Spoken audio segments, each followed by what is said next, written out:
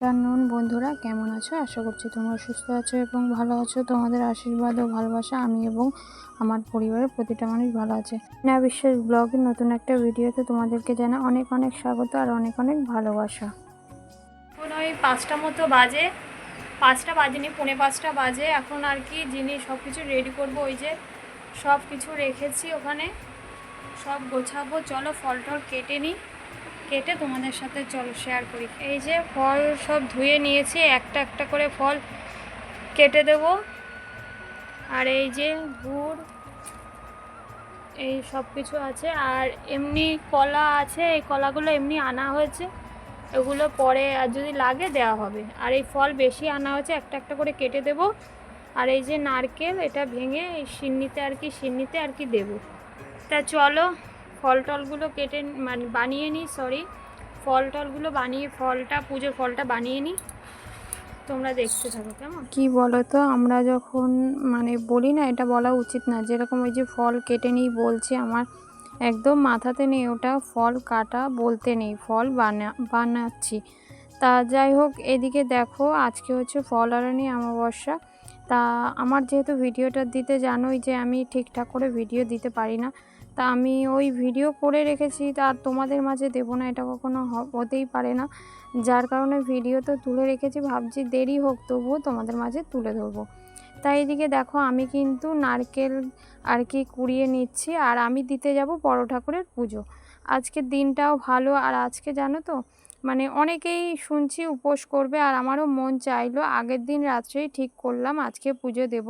আর যেই পুরানো হয়ে গেছে, আর এই ফলটা এগুলো এখন এখানে রাখবো, রেখে আবার বানাবো। চলো। সব সময় ভিডিওটা কন্টিনিউ দিতে পারছি না, অনেকটাই গ্যাপ হয়ে যাচ্ছে। চেষ্টা করি তোমাদের মাঝে দেওয়ার, সমস্ত কিছু সামলে না আমি পেরে উঠছি না, তাও চেষ্টা করি তোমাদের মাঝে তুলে ধরা।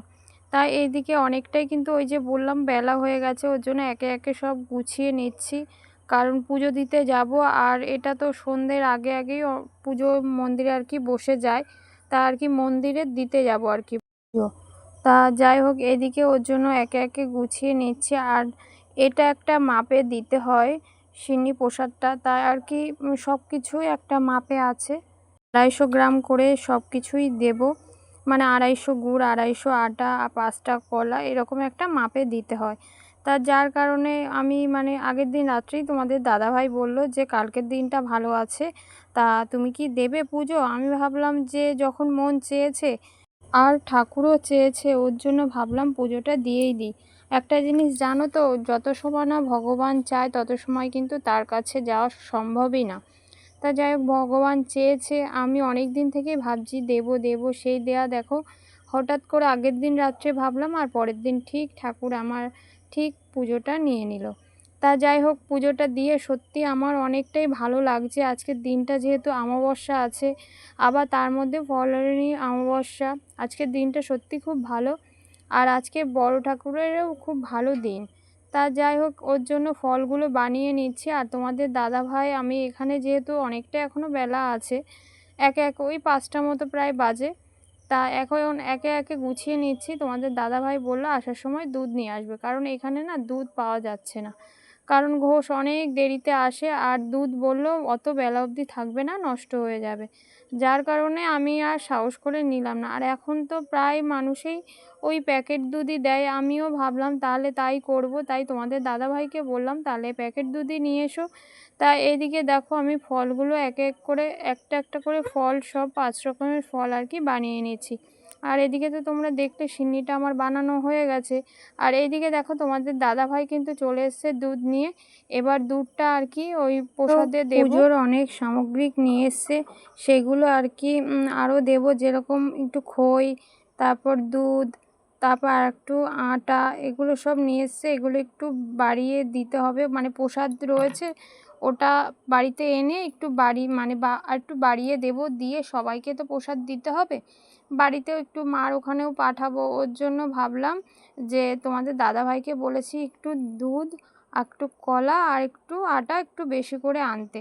তাই এদিকে আমার সব গোছানো হয়ে গেছে। এদিকে আমি ওই মিষ্টির প্যাকেটটায় নাম লিখে দিচ্ছি, কারণ সবাই তখন খুব ব্যস্ত থাকে, ওখানে যদি নাম লেখাতে না পারি ওর জন্য তোমাদের দাদাভাই বলল নামটা লিখিয়ে নাও। তা এদিকে দেখো দুধ ছোট প্যাকেট একটা আনলে হতো, কিন্তু পাইনি বলল।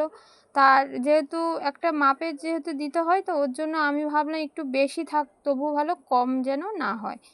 আর এই পুজোটা কিন্তু খুব নিষ্ঠাভাবে করতে হয়, ওর জন্য না খুব ভয়ে ভয়ে করছিলাম, জানি না ঠিকঠাক হচ্ছে কি না, সেরকমই আর কি। তা যাই হোক চলো, আমার গোছানো হয়ে গেছে আর বেরিয়েও পড়েছি। প্রচণ্ড গরম, গরমে কিন্তু অনেকটাই কষ্ট হচ্ছিল।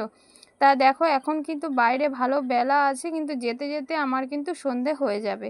তা আমি এদিকে টোটোয় উঠে গেছিলাম, কারণ টোটোয় করে যাব, অনেকটাই রাস্তা। আর তোমাদের দাদা ভাই আর মেয়ে কিন্তু সাইকেলে করেই যাবে, কারণ বেশি দূর না আবার বেশি কাছেও না। আর যেহেতু আমি উপোস আছি, ওর জন্য আমাকে বললো তুমি টোটোয় আসো।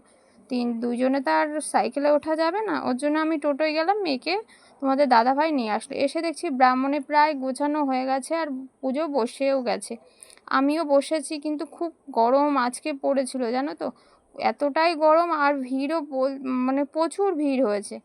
তা যাই হোক, কষ্টে মানে ভীষণই কষ্ট হয়েছে, যেহেতু প্রচুর ভিড় হয়েছে, বসতে গিয়েও অনেকটা দিয়ে এসে মানে কষ্ট এখন হচ্ছিল। তাই প্রসাদটা যাই হোক বানিয়ে নিচ্ছি। ঠাকুরের তা নাম যাই নিয়ে হোক, ভালোভাবে যেরকম পুজোটা আমি মানে দিয়ে এসেছি। যতটুকু পেরেছি তোমাদের সাথে শেয়ার করেছি। আর ভিডিওটা কেমন লাগলো অবশ্যই কিন্তু কমেন্ট করতে ভুলবে না। আর যদি আমার ভিডিও ভালো লাগে অবশ্যই আমার চ্যানেলটাকে সাবস্ক্রাইব করে লাইক কমেন্ট শেয়ার করতে ভুলবে না। তা যাই হোক, ছোট্ট একটা কমেন্ট করে যেও কেমন লাগলো তোমাদের এই ভিডিওটা। তা চলো, আমার প্রসাদটা প্রায় মাখা হয়ে গেছে, এখন সব বাড়ি এখানে সমস্ত বাড়িতে অল্প অল্প প্রসাদ আর কি যেটুকু পারবো দেবো সবাইকে প্রসাদ, ঠাকুরের প্রসাদ বলে। আর এই প্রসাদটা না খুবই ভালো লাগে। তা চলো, আজকের ভিডিওটা আমি এখানেই এন্ড করলাম। তোমরা সুস্থ থেকো, ভালো থাকো, দেখা হবে নতুন দিনে নতুন একটা ভিডিওর সাথে। তা চলো, বাই, টাটা।